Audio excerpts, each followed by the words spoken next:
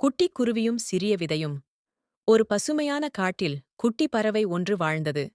அது எப்போதும் தன் நண்பர்களுக்காக நல்லது செய்ய வேண்டும் என்று நினைத்துக் கொண்டிருக்கும்.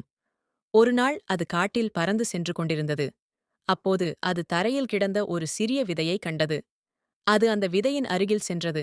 ஆஹா, இங்கே ஒரு விதை கிடக்கிறதே என்று குருவி கூறியது. அந்த விதையை எடுத்து, குருவி, இதை நாம் சாப்பிடுவோமோ? இல்லை, வேண்டாம். நான் சாப்பிட்டால் எனக்கு மட்டும்தான் பசி போகும். இந்த விதையை மண்ணில் புதைத்தால் இது வளர்ந்து பெரிய மரமாக மாறி பலருக்கு நன்மை தரும் என்று கூறியது. பின்னர் அந்த விதையை எடுத்துக்கொண்டு புதைக்க சென்றது. குழி தோண்டி விதையை மண்ணில் புதைத்தது.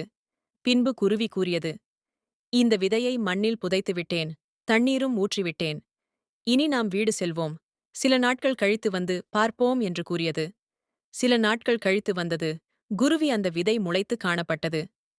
ஆஹா, இந்த விதை முளைத்து விட்டதே என்று கூறிக்கொண்டே சந்தோஷத்தில் துள்ளி குதித்தது. அந்த சிறிய விதை முளைத்து கொஞ்சம் கொஞ்சமாக வளர்ந்து பெரிய மரமாக மாறியது. அந்த மரம் பறவைகளுக்கு குடிலாகவும், மான்களுக்கு நிழலாகவும், மனிதர்களுக்கு பழங்களாகவும் பயன்பட்டது. இதை பார்த்த சிறிய குருவி மகிழ்ச்சியடைந்தது. சிரித்து குதித்தது. அப்போது குட்டி பறவை மகிழ்ச்சியுடன் சொன்னது, சிறிய செயல்களும் பெரிய மாற்றத்தை உண்டாக்கும்.